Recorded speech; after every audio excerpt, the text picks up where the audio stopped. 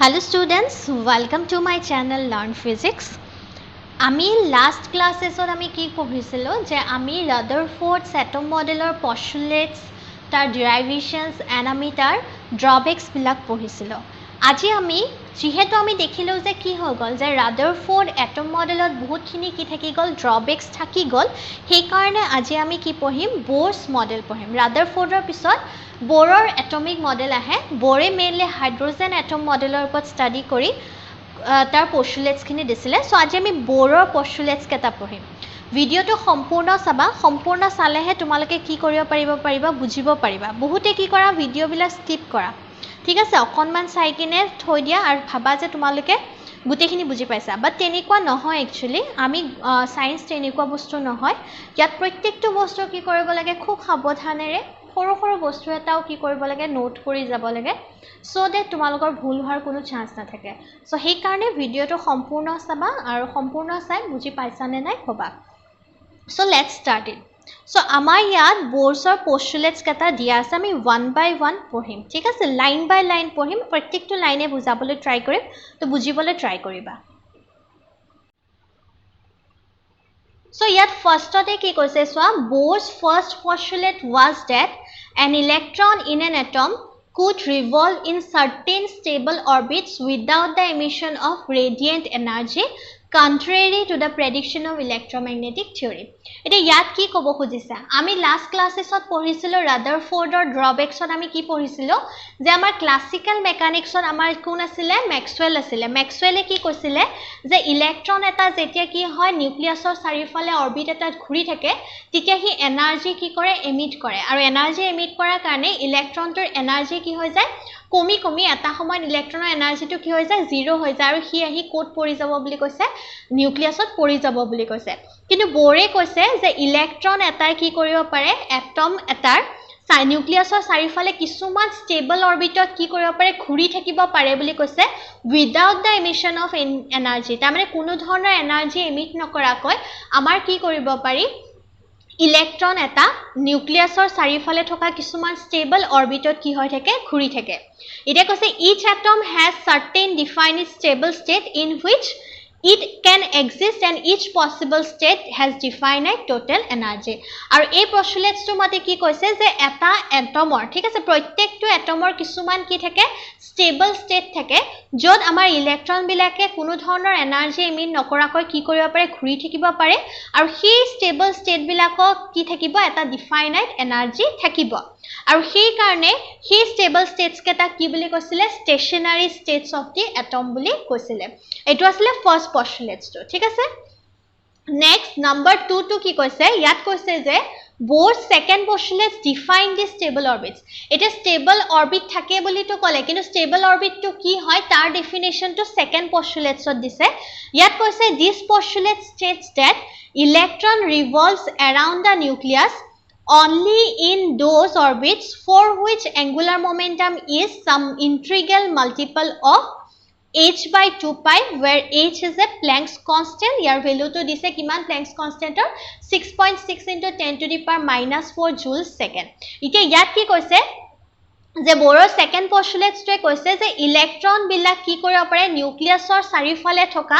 সেইবোৰ অৰবিটত হে সেইবোৰ কক্ষপথত হে কি হ'ব ঘুৰি থাকিব পাৰিব যিবোৰ কক্ষপথৰ angular momentum কৌণিক ভৰবেগ angular momentumক আমি কিহেৰে ডিনোট কৰো l এৰে ডিনোট কৰে l ঠিক আছে হে angular momentum টো কি হ'ব লাগিব এই যে h by 2 pi দেখিছা তাৰ ইন্টিগ্ৰেল মাল্টিপল হ'ব লাগিব মানে সাপোজ হয় h by 2 pi হ'ব নহলে 2h by 2 pi 3h by 2 pi 4h by 2 pi ঠিক আছে ভগ্নাংশত হ'ব নোৱাৰিব ইন্টিগ্ৰেল মাল্টিপল হ'ব লাগিব 1 multiple of h by 2 pi 2 multiple of 2h h by 2 pi তেনেকুৱাকে হ'ব লাগিব ঠিক আছে so হেকানে l is equal to কি লিখি দিছে nh by 2 pi যত n ৰ ভ্যালু তো কি হ'ব 1, 2,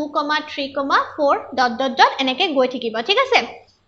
আৰু ইয়াত আমাৰ কি কৈছে h টো আমি সকলোৱে জানো কি হয় আমাৰ Planck's constant হয় যাৰ ভ্যালু তো কিমান হয় 6.6 into 10 to the power minus 34 joule second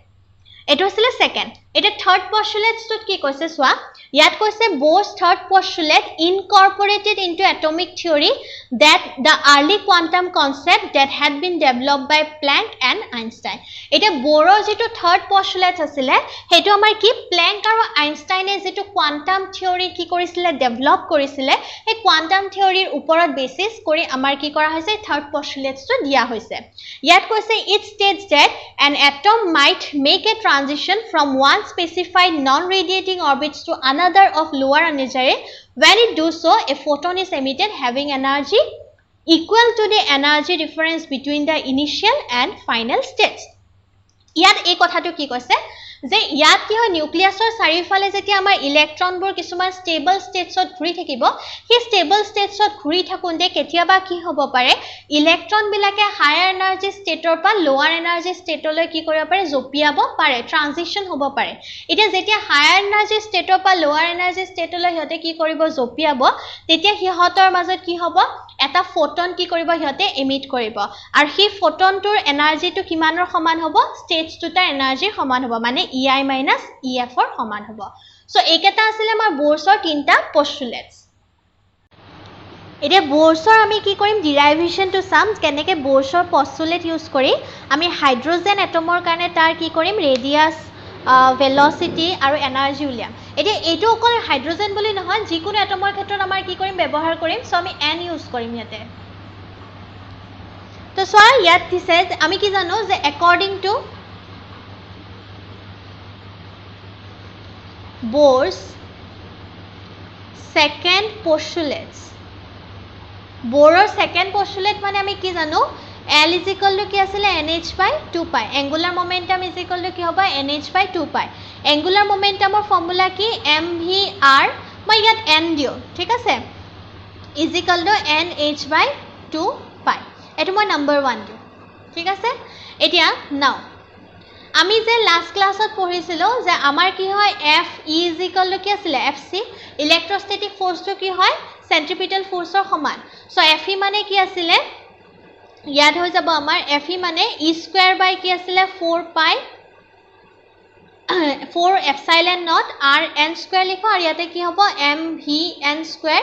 by r n square ইয়াতেও n দি দিও ঠিক আছে তো ইয়াৰ পা আমাৰ কি আছিল E square by 4 pi epsilon naught rn is equal to mvn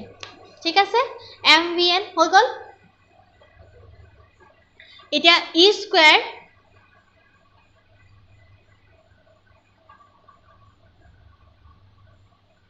এতিয়া সোয়া vn টো মই ইয়াৰ পা উলিয়াব পাৰো ঠিক আছে vn টো উলাই ইয়াৰতে বহাই দিম vn টো ইয়াত উলাই বহাই দিলে সবা আমাৰ কি হ'ব এতিয়া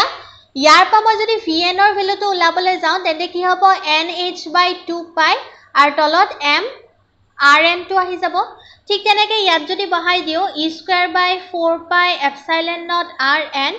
m vn ৰ জায়গাত কি আহি যাব nh by 2 pi m rn ঠিক আছে এখিনি আমি পুট কৰি দিলো ইয়াতে স্কয়াৰ এটা আছিল গতিকে এখিনতে আমাৰ কি আহি যাব স্কয়াৰ এটা আহি যাব এতিয়া তোমাৰ e square by 4 pi epsilon naught rn ইয়াতে হৈ যাব m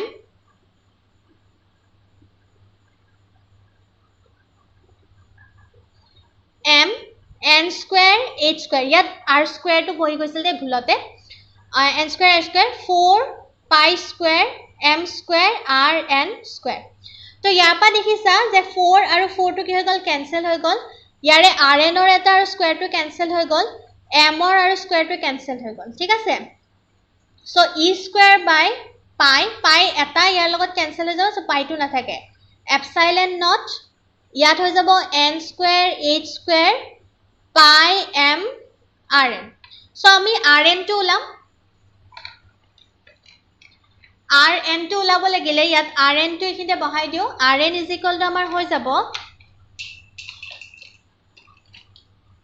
rn is equal to n square h square pi m e square আৰু ইফালে আহি যাব epsilon naught সো এটো হৈছে আমাৰ r ৰ ভ্যালু দেখিছা rn এতিয়া সোয়া হাইড্ৰোজেন এটমত এটাই অৰবিট থাকে সো n = কি হৈ যাব হাইড্ৰোজেনৰ কাৰণে 1 এতিয়া n = 1 ঠিক আছে ফৰ n = 1 আমি এপসাইলন নটৰ ভ্যালু জানো আমি কিহৰ ভ্যালু জানো আমি h ৰ ভ্যালু জানো আমি কি জানো পাইৰ ভ্যালু জানো আমি ইলেক্ট্ৰনৰ মাছৰ ভ্যালু জানো আমি e ৰ ভ্যালু জানো ভ্যালুজ বিলাক পুট কৰি দিলে আমাৰ rn ৰ ভ্যালুটো হৈ যায়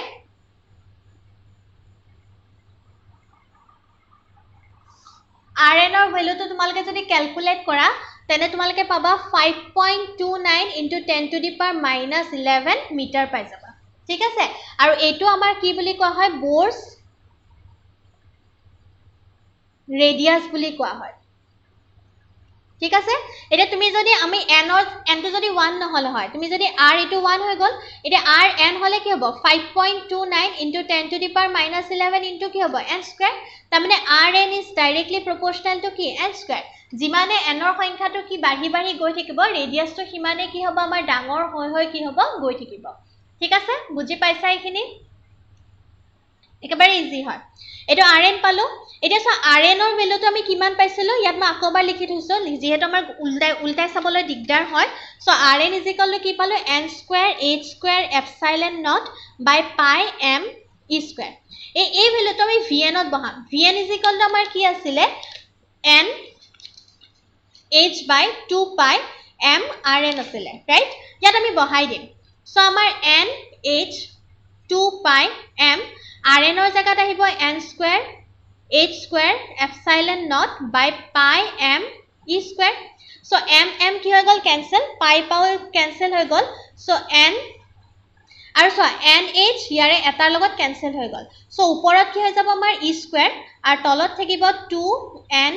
h by epsilon naught so আমাৰ vn ৰ ভ্যালুটো আমি পাই গলো এখিনি আমি বুজিছো নেক্সট আমি এনাৰ্জি চাম এটা এনাৰ্জি ফৰ্মুলা কি আছিল আমাৰ টোটাল এনাৰ্জি = কি হয় kinetic energy plus potential energy আছিল কাইনেটিক এনাৰ্জি আমাৰ কি আছিল প্লাস পটেনশিয়াল এনাৰ্জি আছিল আৰু এখিনি কৰি আমি কি পাইছিলো মাইনাস আমি কি পাইছিলো e² by 8 pi epsilon naught rn এটো আমি পাইছিলো হয়নে মনত যদি আছে তোমালোকৰ মনত থাকিব সো ইয়াতে আমি যদি e ৰ ভ্যালুটো বহাই দিও 8 pi epsilon naught rn ৰ ভ্যালুটো বহাইলে n² h² epsilon naught pi m e² so pi কি হৈ গল ক্যান্সেল হৈ গল আমাৰ হৈ যাব -e⁴ 8 n² h² epsilon naught square আৰু ইয়াতে m টো আহি যাব ঠিক আছে এখিনি আমি পাইছিলো এটো হৈছে আমাৰ টোটাল এনাৰ্জি ভ্যালুটো এতিয়া আমি ইয়াত কি হয় আমি যদি e ৰ ভ্যালুটো পুট কৰি দিও m ৰ ভ্যালুটো পুট কৰি দিও h²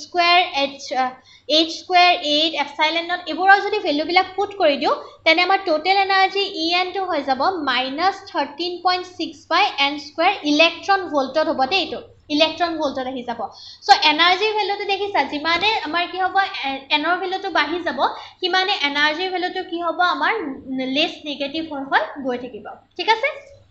আৰু আমাৰ এনাৰ্জিটো ইয়াতো কি আছে নেগেটিভ সাইনত আছে নেগেটিভ সাইনে সদায় কি বুজায় অ্যাট্ৰাকশন বুজায় তাৰ মানে ইলেক্ট্ৰন আৰু নিউক্লিয়াছৰ মাজত ইয়াত এটা কি ফোৰ্স আছে বুজায় আছে অ্যাট্ৰাকটিভ ফোৰ্স আছে সো এইখিনি আছিল ইয়াৰ ডিৰাইভেশন এতিয়া আমি ডিৰাইভেশনৰ পিছত ইয়াত সাম যে ড্ৰবেক্স কি আছে এতিয়া সো ইয়াত আমাক দিছে যে ড্ৰবেক্স কেটা এটা ড্ৰবেক্স কেটা কি দিছে that the Bohr model is applicable to hydrogenic atom মানে কি যে Bohr মডেলটো অনলি হাইড্ৰোজেনৰ নিচিনা এটমছ বিলাকৰ কাৰণে হে applicable হাইড্ৰোজেনৰ নিচিনা মানে কি যাৰ আউটাৰ ইলেক্ট্ৰনিক সেলত কেইটা ইলেক্ট্ৰন থাকিব এটা হেনেকুৱা ক্ষেত্ৰতহে আমাৰ কি হয় Bohr মডেলটো applicable হয় কৈছে it cannot extended even mere 2 electron atoms such as helium even আমি এই মডেলটো কি কৰিব নোৱাৰি হিলিয়ামৰ ক্ষেত্ৰত প্ৰযোজ্য নহয় যত আমাৰ কি হয় আউটাৰ সেলত কেইটা ইলেক্ট্ৰন থাকে আমাৰ দুটা থাকে ঠিক আছে তাৰ ক্ষেত্ৰতে কি নহয় বুলি কৈছে এটো প্ৰযোজ্য নহয় the analysis of atom with more than one electron was attempted on the lines of Bohr's model for hydrogenic atom but did not meet with any success তো কি কৰিছিলে যিবিলাক এটমৰ আউটাৰ সেলত কি আছে এটাতকে বেছি এটম আছে সেইবোৰত কি কৰা গৈছিল বোৰৰ এটমিক মডেলৰ যিবিলাক পস্তুলেটস এইবিলাক বিভিন্ন এক্সপেৰিমেন্টৰ সহায়ত কি কৰা গৈছিল ট্ৰাই কৰি চোৱা গৈছিল কিন্তু তাত কোনো ধৰণৰ কি পোৱা নগল সাকসেস পোৱা নগল বুলি কৈছে difficulty lies in the fact that each electron interacts not only with the positively charged nucleus but also with other electrons এতিয়া সো ইয়াত কি কথা কব বিচাৰিছে ভালকে বুজা আমাৰ হাইড্ৰোজেনৰ ক্ষেত্ৰত কি থাকে অনলি হাইড্ৰোজেন আৰু আমাৰ কি থাকে এটা হাইড্ৰোজেনৰ ক্ষেত্ৰত নিউক্লিয়াছত এটা প্ৰোটন আৰু এটা কি থাকে বাহিৰত অৰবিটৰ এটা ইলেক্ট্ৰন থাকে সেই কাৰণে আমি যেতিয়া ডেৰিভেশনটো কৰিছিল তাতে তোমালকে দেখিছিলা যে আমাৰ যেটো ইলেক্ট্ৰোস্ট্যাটিক অ্যাট্ৰাকশন লৈছিল হেতু এটা নিউক্লিয়াছ আৰু এটা প্ৰোটন ইলেক্ট্ৰনৰ এটা নিউক্লিয়াছত থকা প্ৰোটন আৰু এটা ইলেক্ট্ৰনৰ মাজত আমি থকা অ্যাট্ৰাকশনটো লৈছিল কিন্তু হাইড্ৰোজেনক বাদ দি তুমি যদি বেলেগ এটমৰ ক্ষেত্ৰত চোৱা তাত অকল কি না থাকে প্ৰোটন বা ইলেক্ট্ৰনৰ মাজত থকা বলটো ধৰি থাকিলে আমি নহব তাত যেহেতু ইলেক্ট্ৰনো বাঢ়ি গৈ থাকে সো ইলেক্ট্ৰনৰ মাজতো এটা কি থাকিব ৰিপালসিভ ফোৰ্স থাকিব আৰু সেই ৰিপালসিভ ফোৰ্সটো আমি কি কৰিব লাগিব কাউন্ট কৰিব লাগিব যেটো বোৰে কাউন্ট কৰা নাছিল আৰু সেই কাৰণে তাৰ মডেলটো কি হোৱা নাছিল বাকিবোৰ এটমৰ ক্ষেত্ৰত প্ৰযোজ্য হোৱা নাছিল নেক্সট আমাৰ ড্ৰবেক্সটো আহিব